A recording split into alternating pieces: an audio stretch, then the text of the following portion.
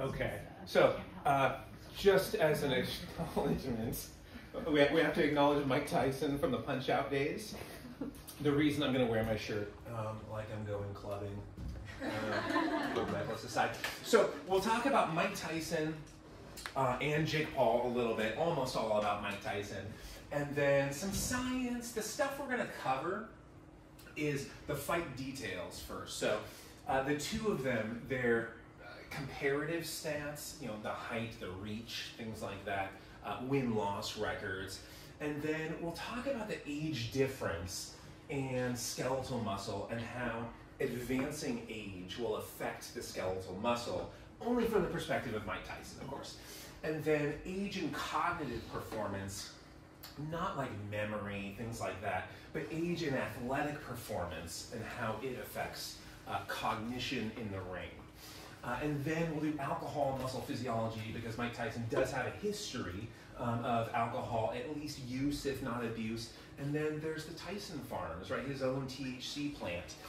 And so we'll talk about cannabis and muscle physiology. We're not really going to get into the other drugs because those are a little bit more complicated, and we don't quite have a firm understanding of how the other drugs affect it. But, so this is from USA Today, and they're talking about the fight where they need to do both an EEG and an EKG. EKG, that's a German spelling of electrocardiogram. ECG, if it's like everywhere else spelling.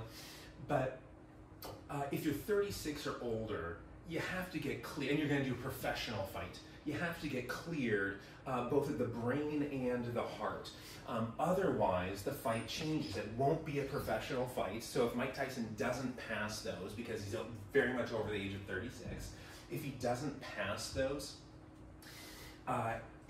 it's not a professional fight. What they'll do is normally the gloves are 10 ounces and they'll become 16-ounce gloves. Normally rounds are 3 minutes, they'll become 2-minute rounds, and then there won't even be any professional judges if he doesn't clear those. So it's important that he clears those to have a real fight. And it's possible that there will just be false positives in these things, looking for abnormalities. So for the EEG, depending on what they're looking at, you might have, or starting with the, okay, there's the EEG. So with the EEG, we're looking at maybe 5% to 10% of these false positives, right? Sensitivity and specificity of a test. The sensitivity is the true positive rate. If you get a positive, how much can you trust that positive finding? The specificity, if you get a negative, how much can you trust that negative? But we're looking at some false positive rates of 5 to 10% there. And it's the same thing for the EKG or the ECG. So Mike Tyson has to get these because he's older than 36, and it's possible there's going to be some false positives. And then especially in this one, the left ventricular hypertrophy is often what they're looking for. The likelihood of sudden cardiac death, that's kind of what they're looking for here. But there's a lot of false positives. So this is with a CT scan in this sample of 28 patients. 8% of them had it. But then by ECG, it was 16%, right? So you're doubling the amount. And so those would be the false positives. Now, if Mike Tyson comes up positive on an EKG, there's other things that they can do. They can do CT, they can do an echo, right? They can do an MRI. So that's probably what will happen in the very possible case that Mike Tyson doesn't pass those things. So let's look. Oh, and also one more thing about the event.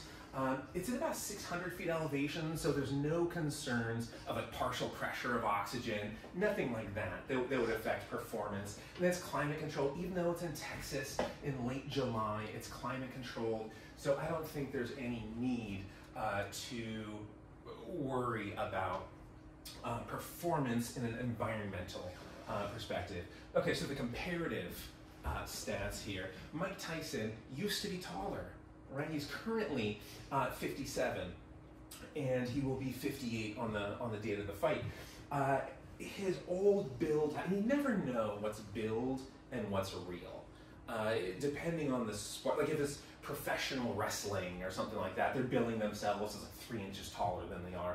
Depending on what sport you're participating in, the build height and your realistic height will be different. But obviously people shrink throughout life. And Mike Tyson, I think he used to be billed somewhere around 5'11", maybe 5'11 and a half, something like that. Jake Paul, he's 6'1", so he's a few inches taller than Tyson is, and if you recognize.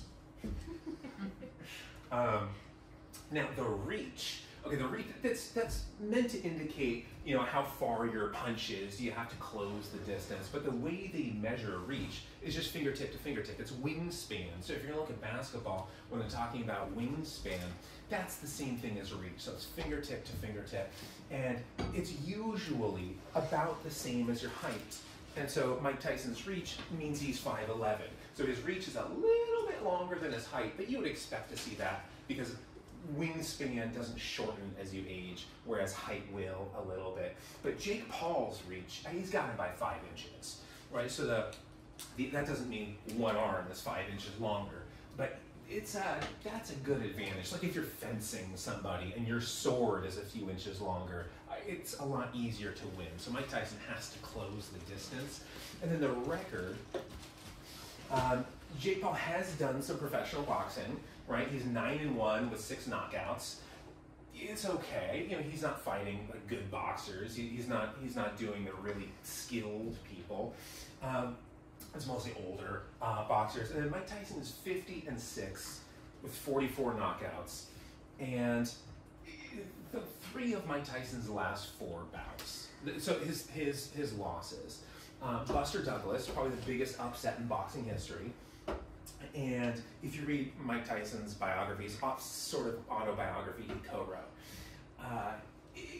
you look at his training. Once Cus D'Amato died, Mike Tyson's life took a turn for A, the spectacular in terms of the explosion of his career, but B, it took a turn for turmoil.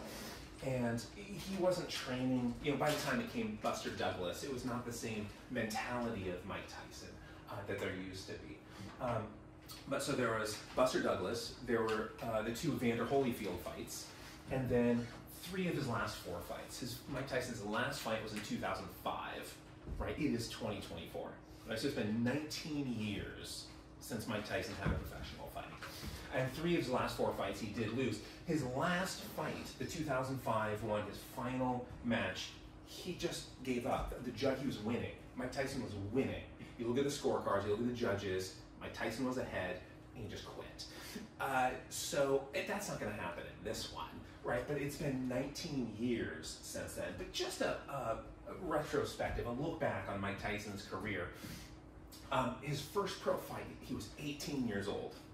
Okay? He was a teenager, right? And his first 19 pro fights, he won by knockout. Every single one of them. 12 were in the first round. You don't see that in a boxer's career. So 26 out of his first 28 professional boxing matches were by knockout, and 16 of those were in the first round. He was the youngest boxer ever to win a heavyweight title. And then he was the first heavyweight. He's still the youngest boxer ever to win. But then the first one to hold the 3 belts that existed when he was boxing. There's a 4th belt that was added in 2007. But remember, his last professional bout was in 2005. And so the 4th belt, that was post him. So he was the first heavyweight ever to hold all 3 belts. And if you just watch his professional bouts, you can watch these things on YouTube. And so I went and watched every single Mike Tyson professional fight. It takes, I don't know, 10th, 12th fight, something like that, before he ever gets punched. But he's never hit. I mean, he's blocking, they're hitting his forearms and gloves and stuff, but he doesn't take a punch for a really long time into his career. The way he moved was amazing. Now, I'm gonna play a couple of videos. This is a guy who fought Jake Paul, I think twice. I think 2 of Jake Paul's matches were against Tyron. And the age difference, though, between the 2 is 30 years, 6 months, and 18 days. But let's play a video from this guy. And the one fighter that most people fear. And I feel like 58, 27, the age is not a factor. That's a wash, right? Experience level obviously is going to go to Mike Tyson. But Jay's got a screw loose, man. Okay, so he said a couple of things where he talks about the experience level going to Mike Tyson. Obviously, you know, I'm not the expert here, but I've watched a lot of boxing, and I can't imagine there's a universe in which anyone else who's ever lived on Earth could beat Mike Tyson in his prime. He was just a beautiful fighter. I mean, just look how, with that short little reach going against everybody, knocking him out in the first round, it's not like, well, he just hits hard. He moves so beautifully, right? So he's able to close the distance, and he just waits and waits and waits and waits and waits, and when the punch is perfect, that's when he would let it go. And later in the career, it was a little bit different. So the experience level, I can't imagine there's anybody who would compete with Mike Tyson, just because he has a lisp and maybe sounds a little bit, you know, silly when he's talking. If you listen to the words, he's a smart guy. Mike Tyson's legitimately a smart guy. Certainly reflective about boxing. But then when he says, you know, this age difference, you know, this 30-year age difference, like, you know, 50, whatever it is, 58, 27, that's a wash, he said. Let's talk about age. Let's talk about the actual age here. Because you know, we've been going through this, the rate of biological aging is what matters. What doesn't matter is the number of times Mike Tyson's corporeal bulk has circled the sun, right? That doesn't matter. What matters is cellular aging. That's what human performance is going to be based on. That's what everything is going to be based on. Disease states, everything is going to be based on this.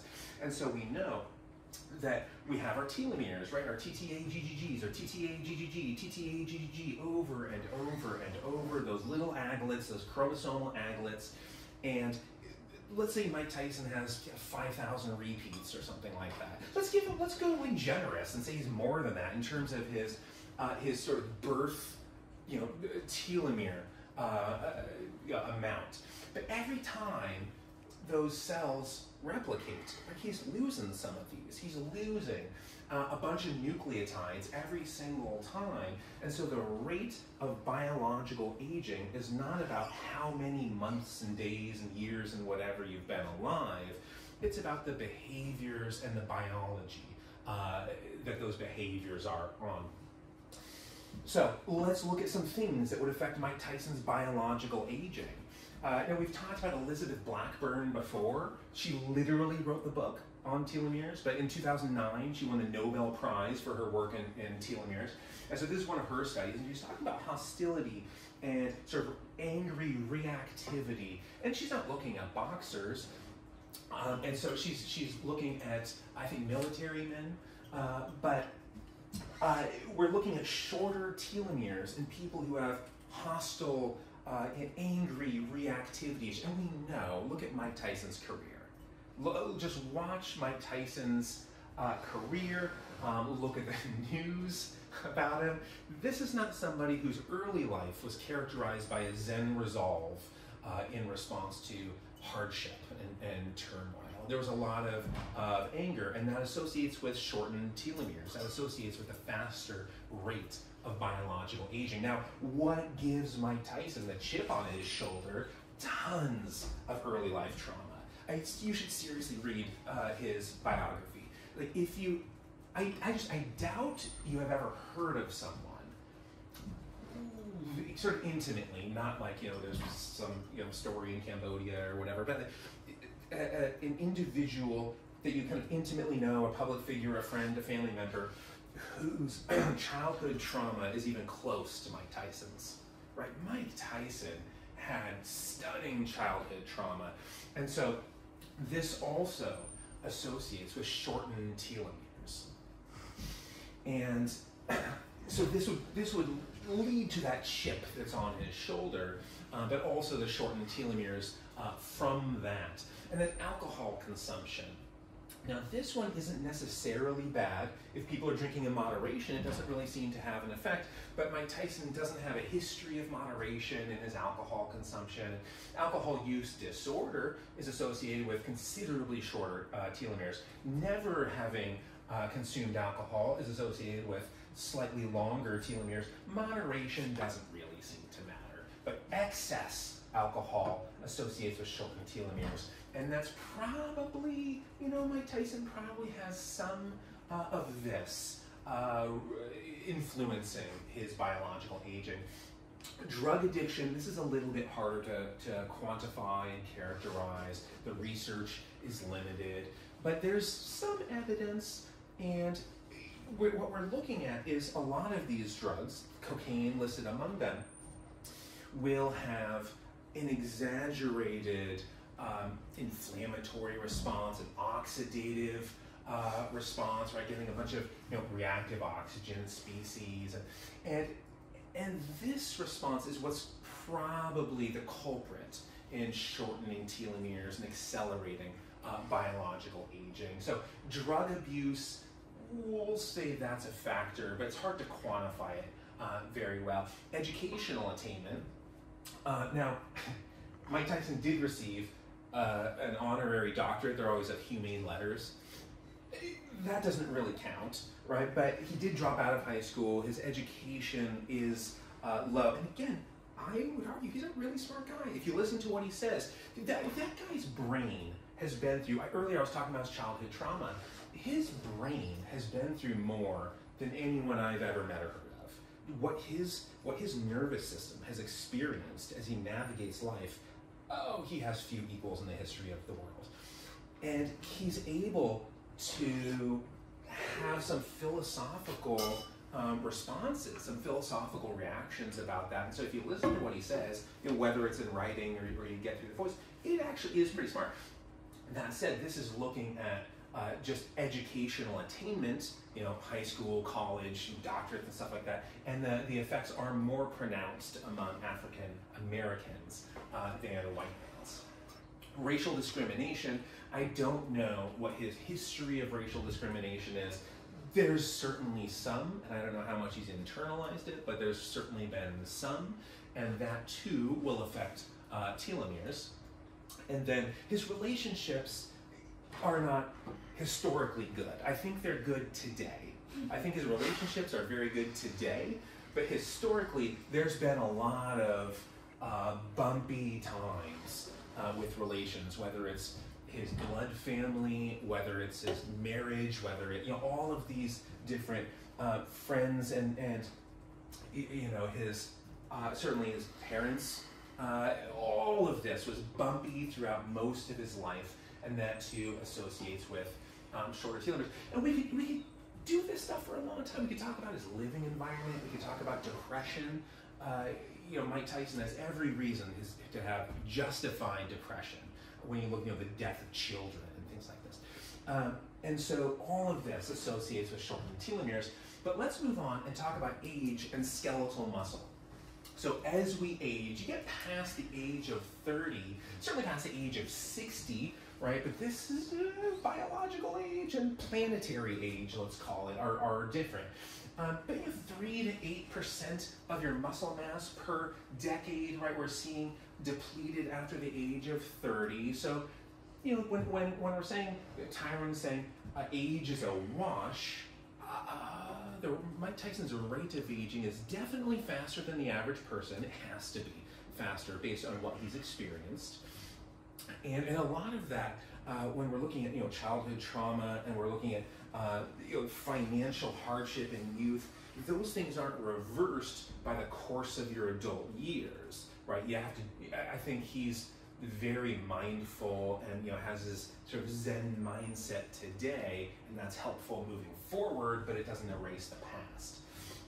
Now, there's also some metabolic changes that we're going to see with aging, where enzymatic, right? He needs to be able to perform in the ring, and glycolytic and lipolytic, oxidative enzymes are compromised as you age, and so just the mobilization and consumption of the energy substrates, as well as creatine and ATP stores, go down with age. And so his ability to perform in the ring will be a little bit compromised compared to where he was in youth. Now, getting into the muscle itself, there are so many alterations. We'll just read through some of them. So a reduction in the muscle cell number, right? So apoptosis, we're losing some of these muscle cells, right? A fiber is a cell, so some of these muscle fibers are vanishing. Muscle twitch, bless you, twitch time and twitch force are going to go down. Now, that's really a secondary consequence of the loss of muscle fibers. and some of the type 2 fibers atrophying. Sarcoplasmic reticulum volume, and so that's going to be your calcium kinetics, right? Calcium has to be released and bind to troponin C for that muscle contraction to actually occur, and more calcium is going to correspond to stronger, more forceful contractions, and so the calcium is going to be affected. And then we're looking at sarcomere spacing becoming disorganized, so structurally the performance of skeletal muscle. Muscle nuclei become more centralized, and if you're going to grow, if you're going to experience hypertrophy, you need more myonuclei. Remember, a muscle cell is huge, and so there are multiple nuclei, myonuclei within it, because each nucleus has the DNA, and that governs a domain. And that governable domain, if you're going to grow muscle, you need more nuclei. Just like the US doesn't have a single government, right? It would be chaos. It kind of is chaos. But it would be more chaotic if there were just one federal government and nothing else, right? Every single state every city has its own government, but every state has its own government, and those are little governable domains that allow that city to flourish. And we have the same thing in skeletal muscle, and that can be impacted with age as well. And the plasma membrane of the muscle becomes less excitable. And so if we're looking at the size principle, Henneman's size principle, and the excitability of muscles, that may impact motor recruitment when he's in the ring. When Mike Tyson is trying to generate force, he may have a little bit of, a little more of a challenge with the excitability of his muscle. Who cares about the fat accumulator, like the inflammation and stuff? And then neuromuscular alterations, a decrease in the firing rate, so that's rate coding, right? The frequency of action potentials occurring, the force of production of skeletal muscle activity, the force there is related in part to rate coding, of how quickly those action potentials are happening, and that will decrease with age. And then the number of motor neurons, and then let's just go right here. So motor unit size increases. So the number of motor neurons is going to go down. Motor unit size will increase. Now a motor unit is the motor nerve, right? And every single muscle fiber that nerve innervates, every fiber activated by that nerve is part of a motor unit. And we're seeing a motor unit size increase with aging. But what happens, that's not a perk.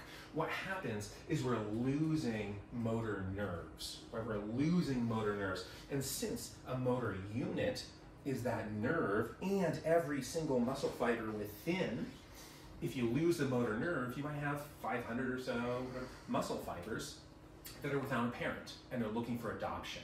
And so other motor nerves can undergo what's called axonal or neuronal sprouting and pick them up. They can adopt those. And so as you lose motor nerve, you also lose some of the muscle fibers, but as you lose motor nerves, other nerves will adopt some of those fibers, and there will be more total muscle fibers in an individual motor unit. That's not really a good thing when you're looking at fine motor control. It might be a little bit impaired, although I don't know how much of boxing is fine motor control. Now, the loss of skeletal muscle mass, when we're looking at males versus females, black versus white males and females, what we see is for both strength, so the lean leg mass are these ones, okay? And this is the annualized decline, so the percent decline per year in the mass and in strength. And so males are losing more than females, and black males are losing more than white males. Now, this may be related to baseline levels. There's a lot that could go into this. But Mike Tyson would fall within this category of losses. And it's a screenshot from a video. But what he's talking about, Mike Tyson, where he says, as soon as Tyson hits him, it's over. The last thing to go is power. If Tyson hits him, it's over. If you've seen Mike, he still hits. most of this is true. If you've seen Mike, he still hits. But reduced muscle mass with aging. So power, that's your type 2 fibers, right? There's 1, 2A, 2X. There's lots of sarcomeric myosin isoforms. But the major muscle fiber types in skeletal muscle, 1, 2A, 2X, right? 2A and 2X, so those are the stronger ones, especially 2X. And reduced muscle mass with aging is mainly attributed to smaller type 2 muscle fiber size. And so those type 2s, those are the ones that's power, that's hitting harder. And so this isn't precisely true. Now, all of the things that are going to deteriorate or worsen with aging are going to be enhanced, they're going to improve with resistance training. And Mike Tyson does do resistance training. I'm not sure how much resistance training he's doing. I'm not sure exactly what it looks like. I've looked through his self-reported exercise program, and there's a lot of cardio. There's a lot of cardio in what he's doing. And that cardiovascular activity, not in like a newbie, like so if you are an untrained rookie at everything and you start doing both cardio and resistance training, you will develop in all directions. But in short time, your body's going to align with a phenotype, and you will defend that phenotype a little bit better. And so if you are experienced in resistance training and you're doing a bunch of cardiovascular activity, you're getting AMPK activation and impairing muscle accretion, impairing muscle regeneration. So I'm not sure exactly what Tyson's training looks like today, certainly compared to yesteryears.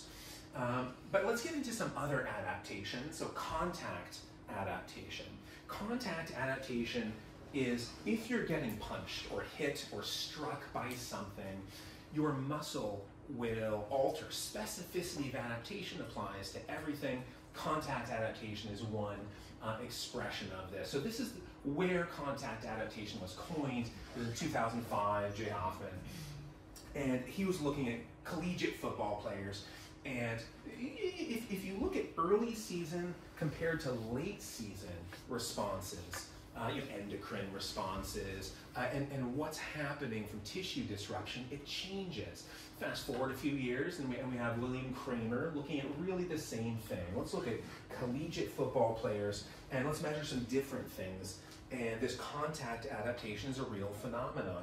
And what we see happening earlier in a football season, the injuries experienced are different from the injuries experienced later. And probably what's explaining that, a lot of what's explaining that is going to be structural changes to the extracellular matrix. So the cell, right, the muscle cell, outside the extracellular matrix, outside of that cell, there's tons of collagen, there's a bunch of glycoproteins and proteoglycans. Both of those are just carbs and protein connected, right? A proteoglycan, glycan is the headliner, so there's more carbohydrate in that. A glycoprotein, protein is the headliner, there's more protein in that combination. But there's lots of these things out in the extracellular matrix, and with contact, they seem to remodel. To be able to withstand a punch better. And of all people to characterize contact adaptation, I think Mike Tyson is the one. And so as the fight, this is from his book. This is the book that I would suggest everybody read. Undisputed Truth, my autobiography, and really good.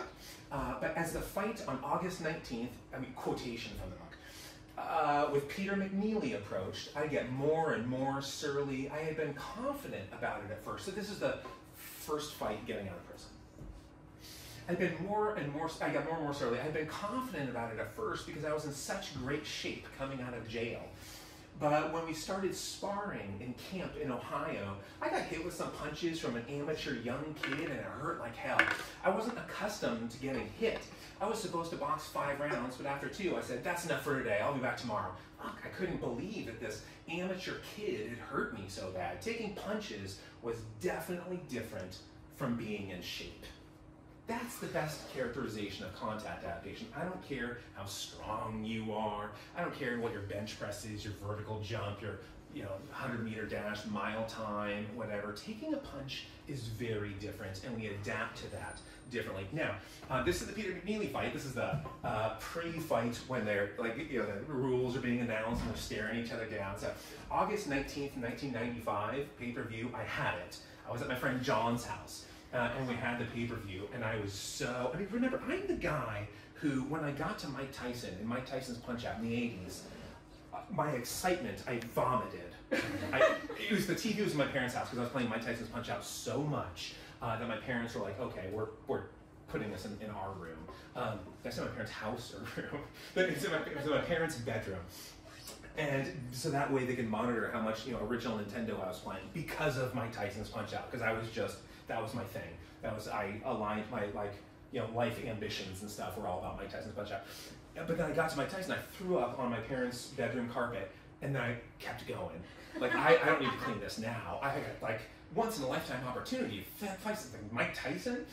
Just ask Jake Paul. That's definitely. So anyway, when 1995 comes around, I hadn't given up my affection for Mike Tyson, and so this is the summer before my freshman year of high school. I had finished middle school. I'm about to go into high school. I had my old middle school girlfriend, and she called me at John's house a minute before the fight started and wanted to talk.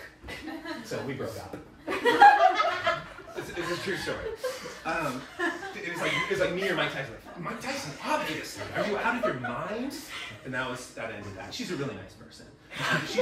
She had no idea what she was up against. And I guess neither did Peter McNeeley. We've already gone through the instruction in the dressing room one time. This is the Nevada State rules only. Any protect yourself at all times. Some clean fight. Any questions from McNeely's corner? He just smiles. He's like, uh-oh. Mr. Tyson's corner. He's like, I don't know what I got in this. So. And then, it ends pretty quickly.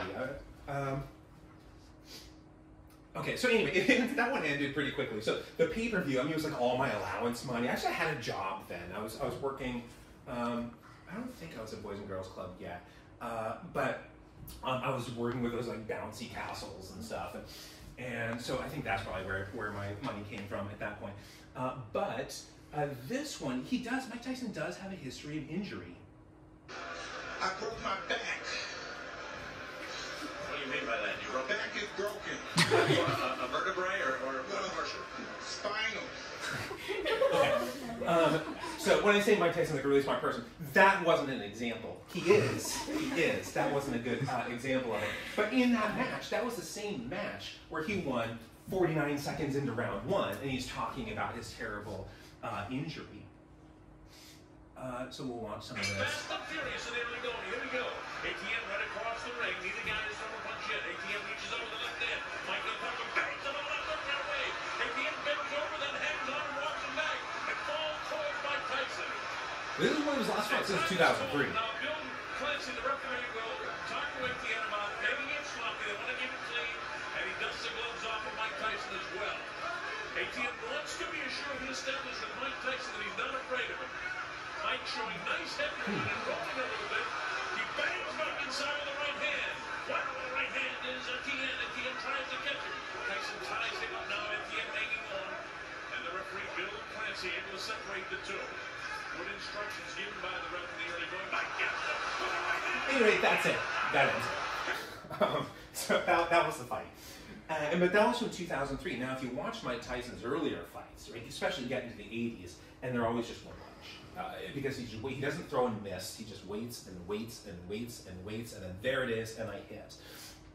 That brings us to the cognitive differences that will happen with aging. Like everybody, but this is gonna, just like everything biological is a case-by-case basis. There's a pattern that exists in everybody, but there's variance. You test a population and you see there's diversity in the responsiveness. But GABA, gamma-aminobutyric acid, this is the primary inhibitory neurotransmitter in your central nervous system. This is the neurotransmitter that seizes things, that aborts, that stops actions, and motor control is one of them.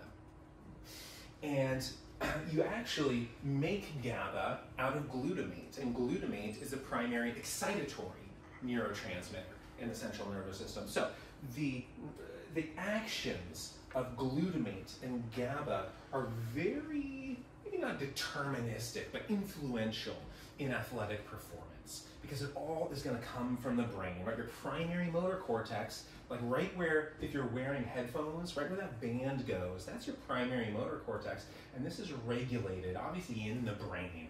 But GABA is a primary inhibitory neurotransmitter.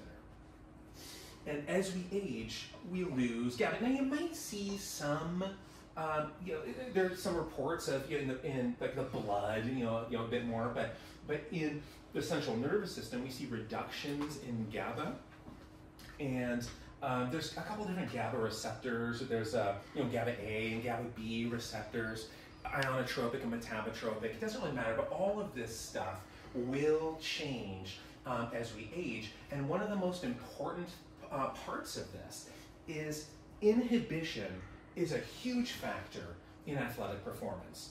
And so there's reactive inhibition and there's proactive inhibition. Proactive inhibition doesn't really change as we age. We seem to have that. So that's planned inhibition. I'm going to do this thing and I'm ready to back out. Right? That's proactive inhibition. Reactive inhibition is you're sort of committed to something and then suddenly you have to change. You have to abort that plan and change to something else. And one of Mike Tyson's most famous lines, I think he was describing the Holyfield, but getting ready for the Holyfield fights. And like, do you have a plan? You guys, there it is. Everyone has a plan until you get punched in the face. You guys are making that mouthing it. And so that is reactive inhibition, where you come in with a plan. If you have plans, right, that's proactive inhibition. Reactive inhibition is you're committing to something and then you have to change that plan. And so what everyone always said, that in every one of these studies, I mean literally every study ever published, I'm unaware of an exception, the example they give is you're going to cross the street. You commit to crossing the street and you're going, and then suddenly car tires are screeching in the distance, there's car, and so you have to stop, crossing the street. And a younger person with good reactive inhibition is going to abort that cross quickly, where an older person might take an extra step. But then, let's do better examples. Like you're walking and you're walking, and most of this is central pattern generators. You're just walking, but some of this coming from the brain. And you're walking, and then you're about here, and you see a pile of dog shit, right? Do you jump out of the way and stuff, or do you just step in and then go, oh? Reactive inhibition. Because what this stuff isn't, is just all right, let's glutamate out of this. It's not just all right, let's do this other thing really quick. It's, you have to abort that and kind of program a new thing. And so reactive inhibition, this is GABA of we're committed to something, or let's say you're like a baseball player or softball player or something, and you're on first base, you're going to steal second. You've committed to this steal. And reactive inhibition would be the pitcher does something, and instead of going, because you've committed to this, instead of going, you have to go back. Now there's some proactive inhibition there as well. And in the boxing ring, obviously, it's being held at the Etienne Stadium. There's not dog shit, right, that he has to, it's not the Portland airport. If you've ever been there, there's every time I've been there's dog feces on the carpet. But it's not however, boxing is all reactive inhibition. Boxing is just, you're starting to do something, you want to do it, and then you realize your opponent does something else, you have to change that, And so Mike Tyson used to be so good at this, right? He wouldn't commit until it was a perfect time, and then the commitment ends it. His commitment was just matrimonial in terms of it ends, it's forever. So that's reactive inhibition. And older opponents can be fooled a little bit. Older opponents are going to commit to something. So if it's boxing and you commit to this thing, right, it leaves you open, it expends a bunch of energy, potentially unnecessarily, and if you're not going to connect, it's oh, I'm not going to connect this, you're still going to fall through with an older person. And so this is a huge influence in terms of boxing. Now let's talk about alcohol and muscle physiology, meaning not acute performance of alcohol, but historic alcohol consumption and how that might affect muscle protein accretion, muscle hypertrophy. So we know mTOR And again, everyone in the room, we know that mTOR is a synecdoche, which means like if you say let's get some boots on the ground, like you're talking about soldiers and stuff like that. What you mean is soldiers? You mean the bodies inside of the boots? Yeah, the boots will be there, but the bodies, it's representative of something larger. And so mTOR isn't the entire thing. It's just a synecdoche. This is the boots on the ground. For hypertrophy, we need mTOR to be turned on.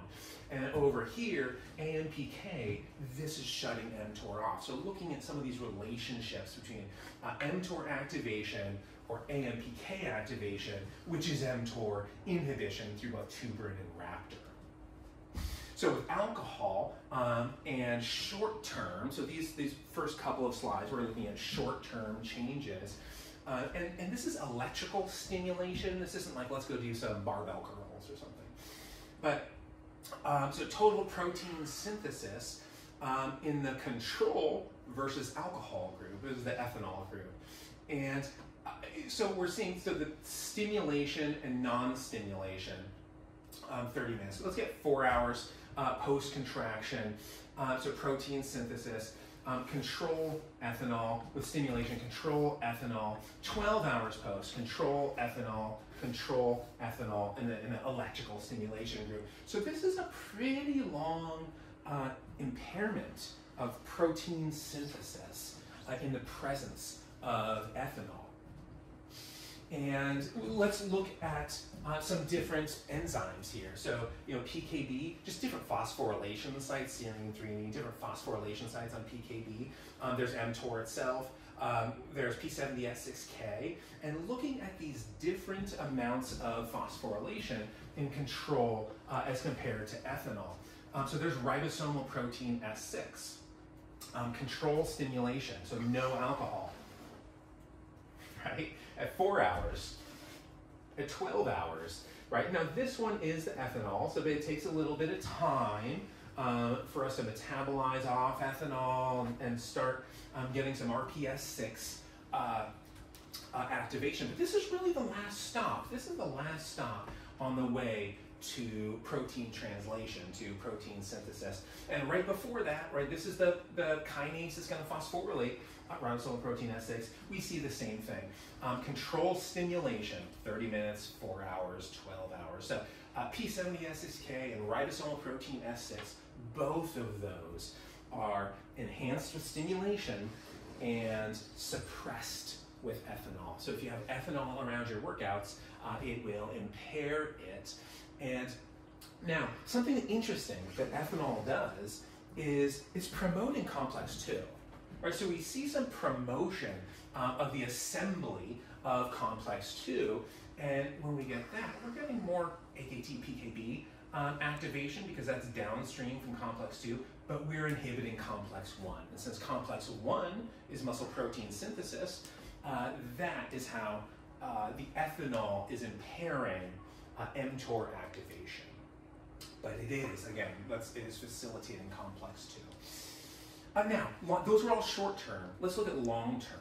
Okay, now this is mice, but long-term is, let's give them water.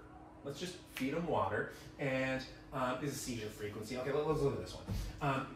So this is ribosomal protein S6. Give them water, and so they're 4 weeks old, or 5 weeks old, or 6 weeks old, or 7 weeks old. Don't give them any water, just booze them up. That's what they get to drink.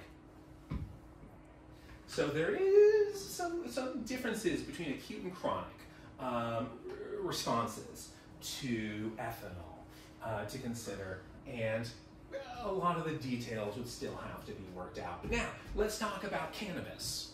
Okay, so Mike Tyson, this is a picture from the US Sun, this Mike Tyson's, like his kingdom, but this is from the New York Times. And so this is from 2024 in the New York Times. And can Mike Tyson become a heavyweight in the New York marijuana industry? And like less than 10 years ago, he said in an interview, he was broke and struggling with a cocaine addiction. Now he owns one of the most successful celebrity cannabis brands in the country. And he does a lot. I don't know if you've ever watched his Hotbox, his podcast. But Mike Tyson definitely does a lot of THC, a lot of cannabis, so CBD and THC, and tons of other compounds that are in there. Those are just the two we talk about.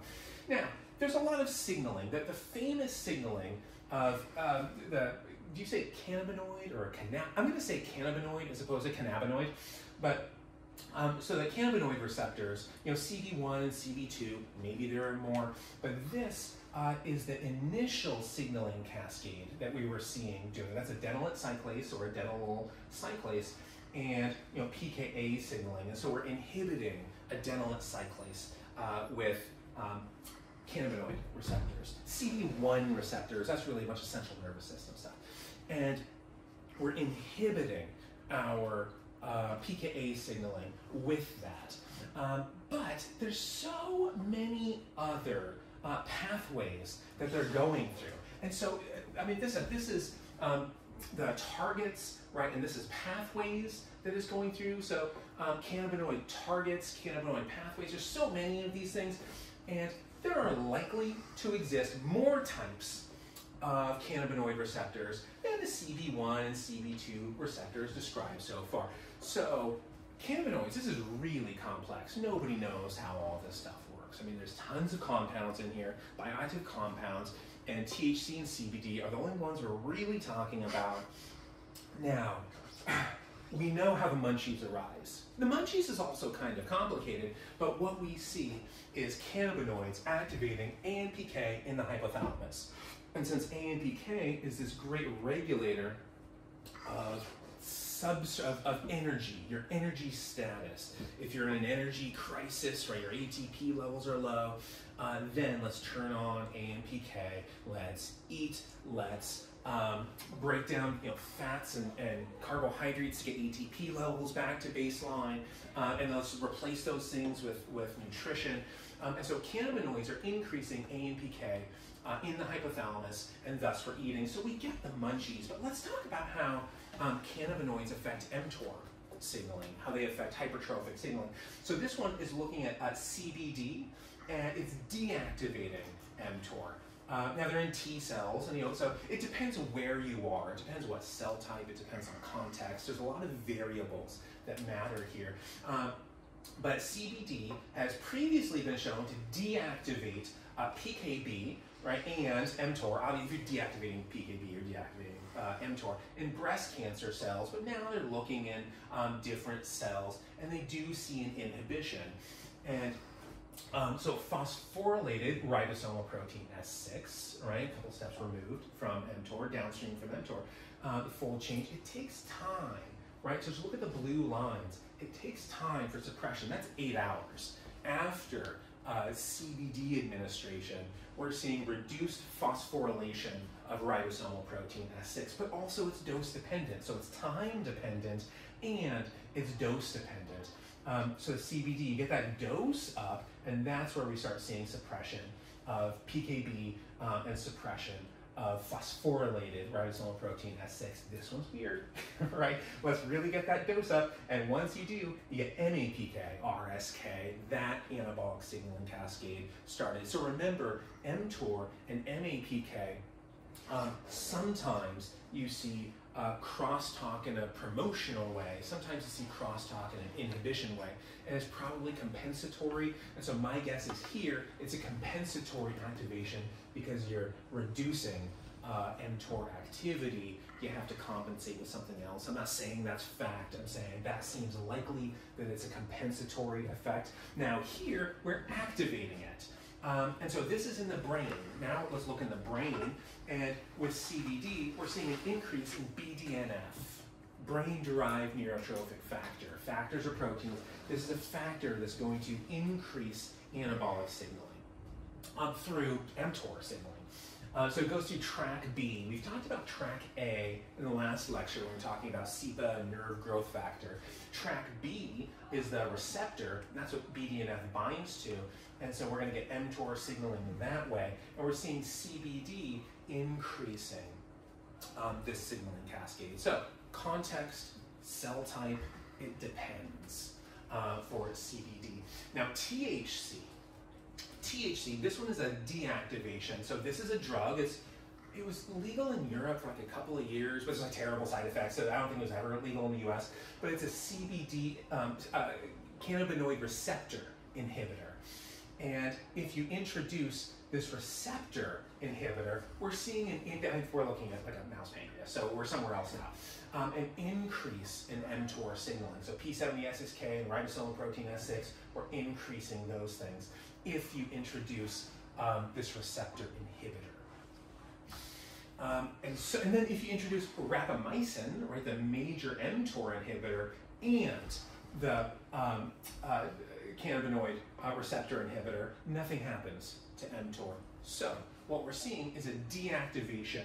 The THC would be deactivating mTOR because if you block it that way. Now THC also activates mTOR. And so if you look at, and here we see both MAPK and PKB, right? PI3K, PKB. And so both of those are being activated by THC in this study.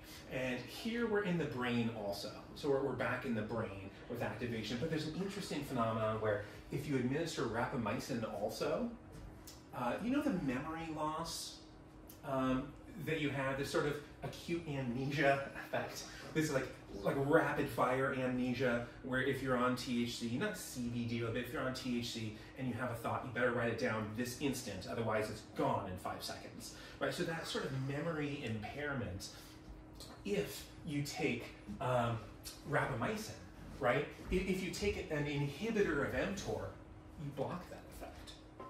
If you take an mTOR inhibitor, you block that memory effect. So it's a weird phenomenon, but we're seeing both CBD and THC increasing mTOR signaling in the brain, but the rapamycin, the mTOR inhibition, will reduce that effect of memory impairment. So CBD, THC, these are a little bit weird in terms of their effect on mTOR signaling, and there's just so much to work out. So we don't know exactly how harmful or helpful CBD and THC are, and there's tons of other compounds, and we don't quite know how those ones are going to work. But definitely the Munchies, we've worked that out, right? AMPK in the hypothalamus, we've definitely worked that out. So let's close this up.